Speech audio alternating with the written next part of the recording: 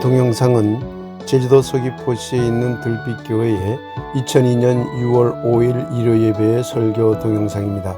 말씀 제목은 남은 누구인가입니다. 특별히 오늘 예배는 호국의 달을 맞이하여 호국 영령들을 추모하고 또한 모든 존재들이 한 생명으로 연결되어 있음을 기억하는 특별 성찬예로 드렸습니다. 그러나 이 동영상은 설교 중심으로 편집하였습니다. 이 동영상과 함께 소중한 시간 되기를 기원합니다. 오늘의 말씀을 함께 읽도록 하겠습니다. 출애굽기 21장 23절 하반절부터 25절까지 말씀입니다. 함께 읽겠습니다. 생명은 생명으로, 눈은 눈으로, 이는 이로, 손은 손으로, 발은 발로, 된 것은 된 것으로, 상하게 한 것은 상함으로, 때린 것은 때림으로 갚을지니라. 누가복음 6장 31절 함께 합시다. 남에게 대접을 받고자 하는 대로 너희도 남을 대접하라. 35절 36절입니다. 오직 너희는 원수를 사랑하고 선대하며 아무것도 바라지 말고 구워주라. 그리하면 너희 상이 클 것이요 또 지극히 높으신 이의 아들이 되리니 그는 은혜를 모르는 자와 악한 자에게도 인자하시니라. 너희 아버지의 자비로우심 같이 너희도 자비로운 자가 되라. 말씀을 받습니다. 아멘. 감사합니다. 서로 다시 인사 나누겠습니다. 반갑습니다. 네, 반갑습니다. 우리 김 교수님도 멀리서 오셨네요. 네, 감사합니다. 네. 오늘은 남은 누구인가? 남, 다른 사람, 타자, 이웃이라고도 말할 수 있을 겁니다. 남은 누구인가? 라는 제목으로 말씀을 함께 생각해 보려고 합니다. 오늘도 이 말씀을 통해서 여러분이 생각하던 성서 해석의 문제를 또 다른 관점에서 해석할 수 있구나 하는 것을 새롭게 깨닫게 되길 예수님의 이름으로 간절히 축복하며 기원합니다. 오늘 우리는 출애굽기 21장 23절 하반절에서 25절까지 읽었습니다. 사뭇 좀 끔찍한 말이기도 합니다. 생명은 생명으로 갚아라. 누가 어떤 사람을 죽였으면 가서 보복해서 죽여라 그 말이죠. 눈은 눈으로, 이는 이로, 손은 손으로, 발은 발로, 된 것은 된 것으로, 상한 것은 상함으로, 때린 것은 때림으로 갚을지니라. 참 무서운 복수죠. 이것을 흔히 동태복수라고 합니다. 같은 모양으로 복수하는 걸 말합니다. 동태, 같은 모양, 같은 형태로 복수하는 것. 동태복수법이죠. 옛날 이스라엘 사람들이 그랬다는 얘기입니다. 그런데 출애굽기만 이런 말이 나오느냐면 그렇지 않습니다. 레위기 24장 17절에서 20절에도 보면 이런 말이 나옵니다. 사람을 쳐 죽인 자는 반드시 죽일 것이요 짐승을 쳐 죽인 자는 짐승으로 짐승을 갚을 것이며 사람이 만일 그의 이웃에게 상해를 입혔으면 그가 행한 대로 그에게 행할 것이니 상처에는 상처로 눈에는 눈으로 이에는 이로 갚을지라. 남에게 상해를 입힌 그대로 그에게 그렇게 할 것이라. 참 무섭죠. 이스라엘에는 고엘이라는 제도가 있습니다. 고엘이라는 제도는 뭐냐면 자기 형제나 자기 친척 사이에서 누가 어떤 피해를 입거나 어려움을 겪게 되면 그 어려움을 친척이 또는 형제가 대신해서 그 일을 감당해주는 제도를 말합니다. 이걸 고엘 제도라고 합니다. 이 고엘 제도는 참 좋은 것도 있습니다. 왜냐하면 형제가 지금 파산해가지고 돈이 없다. 그러면 그것을 대신 갚아주고 그 형제로 하여금 살아갈 수 있도록 도와줘야 될 의무를 부여했지요. 그것도 고엘 제도지요. 근데 만일에 어떤 사람이 자기 형제를 죽였어. 그러면 가서 반드시 그 사람을 죽여야 하는 것도 고엘 제도예요. 왜? 친척을, 형제를 보호한다는 차원이 적용되기 때문에 그렇죠. 따지고 보면 고엘 제도는 좋은 점도 있지만 무서운 피해 보복도 있는 겁니다. 민수기에 그 이야기가 잘 나옵니다. 유대율법은 다른 사람, 타자를 어떻게 생각할까요? 유대율법은요, 좋은 타자, 다른 사람과 나쁜 다른 사람을 나눕니다. 그래서 좋은 타자는 보호하고 대접해야 될 대상으로 생각하지만 나쁜 타자는 복수하고 보복해야 될 대상으로 생각합니다. 이것이 유대 율법에서 보는 다른 사람입니다. 그러니 유대 율법에서 이웃을 사랑하라고 했다고 해서 그 이웃이 모든 사람을 대상으로 한 것이 아니라고 하는 것을 알아낼 수가 있습니다.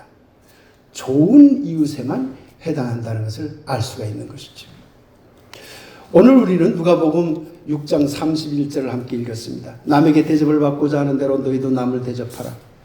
여러분들이 황금률이라고 하는 그런 말로 이 구절을 잘 기억하고 있을 것입니다. 이 구절의 이 말을 제대로 이해하려면 이 말을 예수님이 어떻게 했는지 그 상황과 배경을 정확히 알아야 됩니다. 그걸 모르고 하면 이 말의 뜻을 제대로 알 수가 없어요. 이제 그 이야기 속으로 들어가 보겠습니다. 예수님께서 갈릴리 지역에서 하나님 나라 운동을 이제 전파하는 과정에서 제자들에게 설교한 내용입니다. 원수를 사랑하라. 너희를 미워하는 자를 선대하라. 너희를 저주하는 자를 축복하라. 모욕하는 자를 위해 기도하라. 너희에게 가진 것을 달라고 하면 그것을 주고 다시 도로 내놓으라고 하지 말라. 누가 겉옷을 빼앗거든 네 속옷까지 다 주라. 그러고 나서 바로 이어서 남에게 대접을 받고자 하는 대로 너희도 남을 대접하라. 이렇게 말한 것입니다. 그러고는 이어서 사랑하는 자만 사랑하면 무슨 소용이 있느냐? 선대하는 자만 선대하면 무슨 칭찬이 있겠느냐? 받기를 바라고 구워주면 무슨 칭찬이 있겠느냐? 이 말을 한 다음에 원수를 사랑하고 선대하라. 바라지 말고 구워주라. 왜냐하면 지극히 높으신 이 하나님은 은혜를 모르는 자, 배은망덕한 자, 악한 자에게도 인자하신 분이기 때문이다 라고 말씀하셨습니다.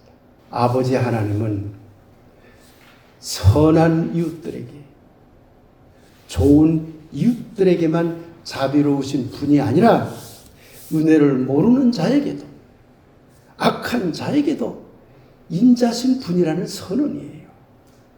이 배경을 여러분이 알아들었습니다. 과연 남에게 대접을 받고자 하는 대로 너희도 남을 대접하라는 이 말의 뜻이 무엇일까요?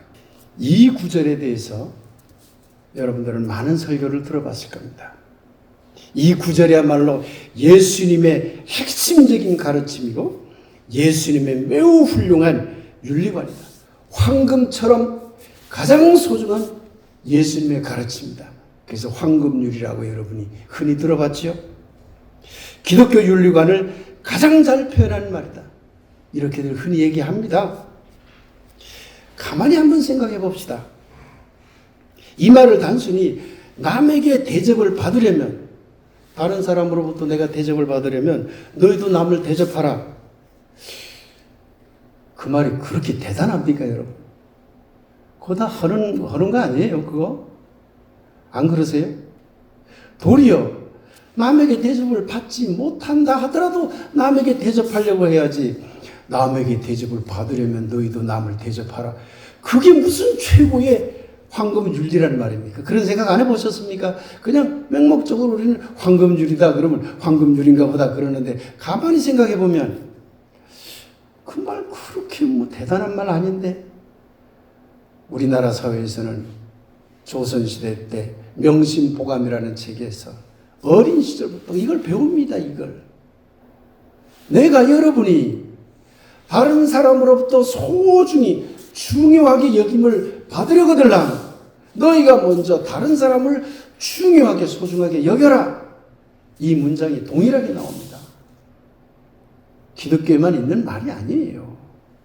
남에게 그냥 대접하라 하는 윤리적인 해석이 틀린 해석이라고 할 수는 없습니다. 그럴 수 있으면 좋지요. 남을 대접하는 게 좋은 거니까. 그러나 거기에 머물면 예수님이 말하고자 한 참뜻을 알아낼 수가 없습니다. 누가복음에 이 말을 하게 된 상황을 가만히 생각해 보면 이 말은 그런 뜻이 아니라는 걸 알 수가 있습니다. 예수님이 말한 6장 31절의 이 말을 그 앞뒤의 맥락을 놓고 보면 이 말은 남을 대접하라는 데 초점이 있는 말이 아니라 남이라고 하는 것을 확대하라 이 말입니다. 왜? 그 앞에 뭐라고 했어요? 원수를 사랑하라. 선대하지 않는 자들도 사랑하라. 내 것을 뺏어가는 사람도 사랑하라. 그렇게 전부 그런 사람들도 사랑하라고 하고 남을 대접하라고 그러니까 그 다음 말은 그 사람들은 빼고 좋은 사람만 대접하라. 그런 뜻이겠습니까? 남을 대접하라. 남에게서 대접을 받고자 하는 대로 너희도 남을 대접하라. 이 말은 남을 대접하라는 말에 초점이 있는 것이 아니라 남이라고 하는 범주를 유대인 여러분, 이스라엘 민족 여러분, 제자 여러분, 여러분이 이제까지 배워왔듯이 좋은 남은 대접하고 보호하는 대상으로 생각을 하고 나쁜 남은 복수하고 피해 보복을 하는 그런 대상으로 생각하지 말고 그 원수들도 그 나쁜 남들도 하나님이 다 품어 안으시듯이 여러분도 품어 안아서 그들도 대접하시오. 이 말입니다. 그런 이 말의 본래의 의미는 대접하라에 있는 것이 아니라 남의 범위를 확대하라. 여기에 예수님의 깊은 뜻이 들어있는 것입니다. 예수님이 말한 남은 율법과 아주 달라졌지요. 좋은 남, 좋은 다른 사람과 나쁜 다른 사람을 예수님은 나누지 않고 있는 것이죠. 참 어려운 일입니다. 사실요, 예수 믿는다고 하는 게 쉬운 일이 아니에요. 좋은 이웃만 만나고 좋은 이웃만 도와주는 삶이라면 얼마나 편하겠습니까? 근데 예수님은요, 그 힘든 걸 우리에게 요청한 거예요. 저도 잘 못해요.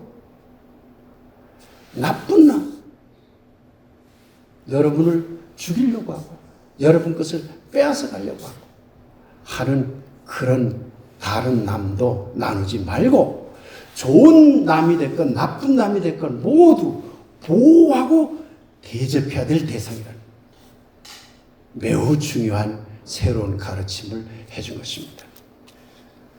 근대의 남이해와 21세기의 남이해는 매우 다릅니다.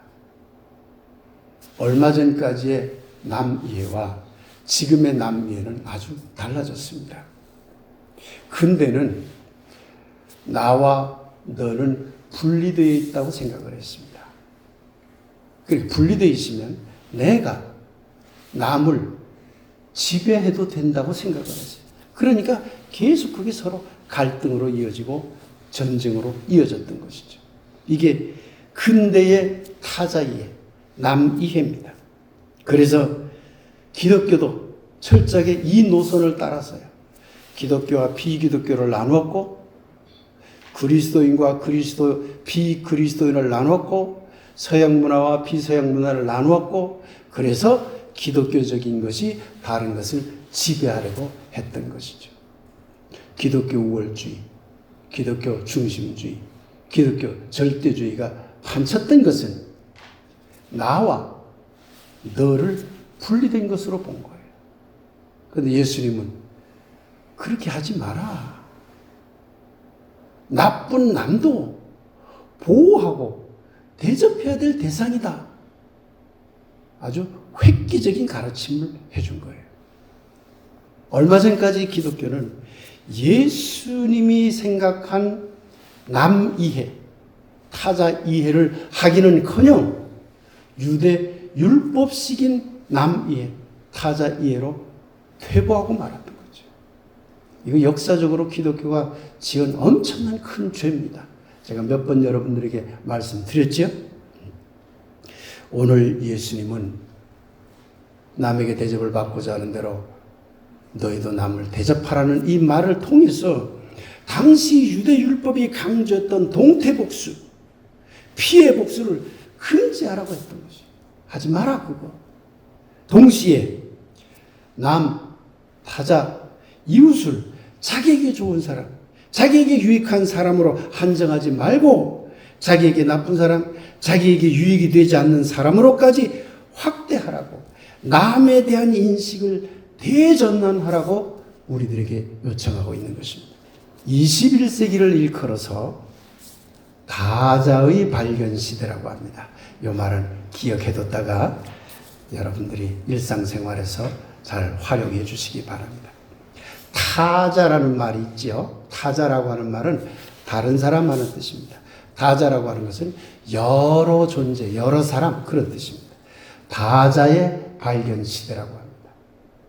이 다자의 발견 시대라는 뭐냐면 나와 다른 존재들이 나와 동등한 위상을 가진 많은 존재들이 다수 있더라는 거예요. 그 전에는 나와 동등한 존재들은 없더라. 내가 우월적이고 다 나보다 못한 존재들이더라. 그런데 21세기 들어서서 보니까 아니야. 나와 동등한 위상을 가진 많은 존재들이 가득 있더라. 그걸 발견한 시대라고 합니다. 이것을 다자의 발견 시대라고 하는 것이죠. 그러니 다자의 발견 시대에는 당연히 나와 동등한 위상을 가졌기 때문에 내가 그들을 지배하는 게 아니라 내가 우월적인 지위에서 그들을 이끌어가는 것이 아니라 그들도 나와 함께 살아가야 될 대상으로 생각하게 되는 것이죠. 다자의 발견 시대. 얼마 전까지 많은 사람들이 그렇게 생각하지 못했어요. 한국도 그렇고 미국도 그렇고 다 그랬어요. 그러나 이제는 바뀌었어요. 지구촌의 많은 사람들이 그래 맞아. 나와 남을 분리된 존재가 아니라 연결된 존재로 보기 시작했어요. 더더군다나 여러분께서 이미 경험하셨듯이 코로나 사태는 결코 개인 혼자서 살아갈 수가 없고 어떤 한 민족, 한 국가만 살아갈 수도 없다. 다 연결되어 있음을 보여줬지요, 이미. 그게 21세기라는 거예요. 그러면 지금 우리의 기독교는 다자를 발견하였는가? 여러분 생각은 어떠십니까? 다자를 발견하였습니까? 21세기가 발견한 다자는 기독교에도 적용이 돼야 됩니다. 오늘 본문을 통해 알게 된 예수님의 정신 곧 남에 대한 인식을 확대하라는 요청을 21세기 시대 정신과 관련하여 확대하면 이 다자는 모든 인간뿐만 아니라 모든 문화, 모든 종교, 모든 사상 다 해당이 됩니다. 뿐만 아니라 모든 자연도 다 해당이 됩니다. 나아가서 신도 해당합니다. 그래서 옛날의 신앙은, 근대의 신앙은 지배하는 하나님, 지배당하는 사람이라는 구조로 예배를 드렸는데 21세기 신앙은 하나님은 우리와 함께 하시는 분이다. 우리와 함께 동행하시는 분이다. 동행이 뭐예요? 같이 걸어가는 걸 말하는 거예요. 동행은 지배를 말하는 게 아닙니다. 같이 걸어가는 분이라는 거예요. 이게 21세기적인 하나님 인식인 것이죠. 그래서 그 모든 타자는 나와 분리할 수 없는 도리어 나의 존재, 근거가 된다고 하는 것이 이게 21세기적 사고죠. 과연 이런 사고를 한국의 기독교가 하고 있는가 하는 점입니다.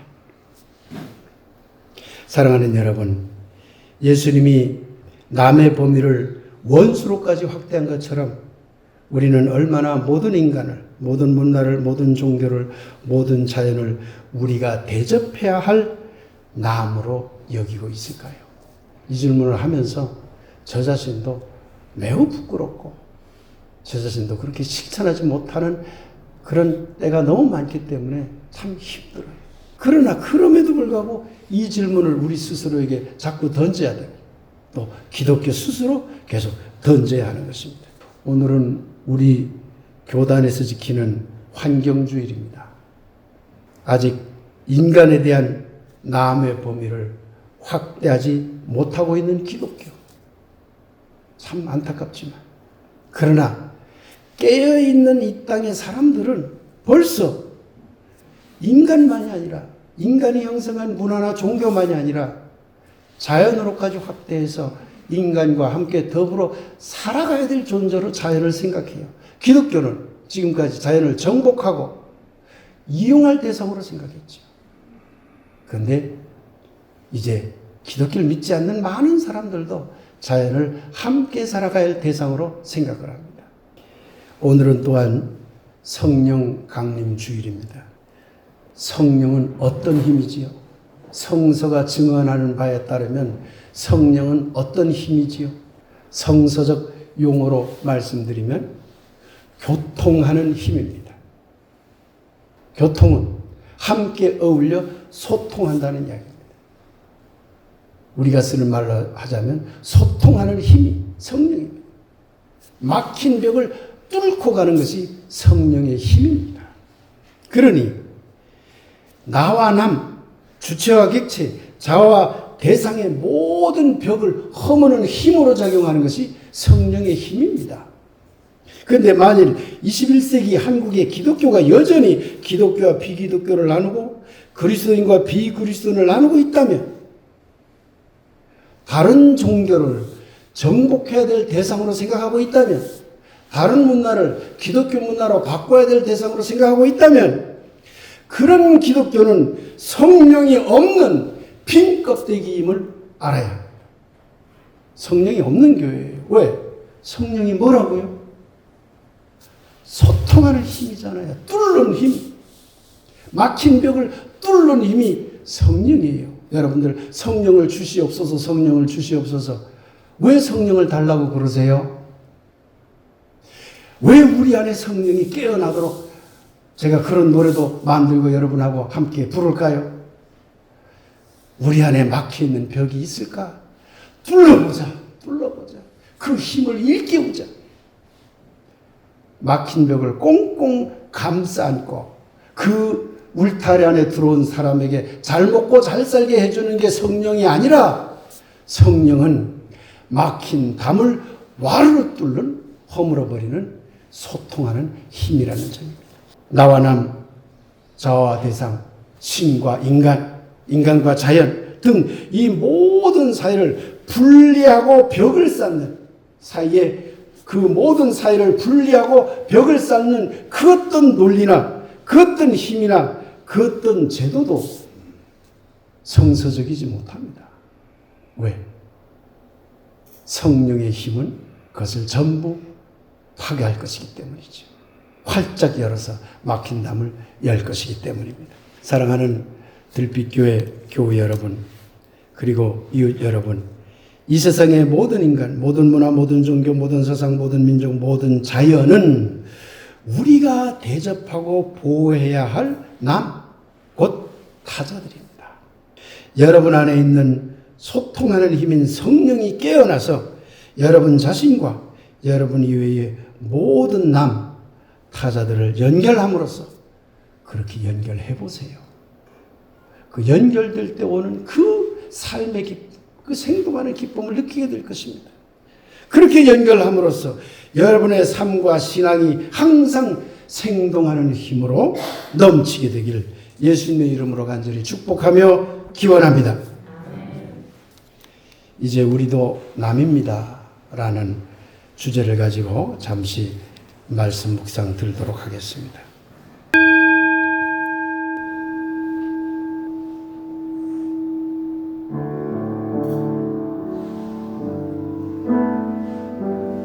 예수님은 오늘도 말씀하십니다.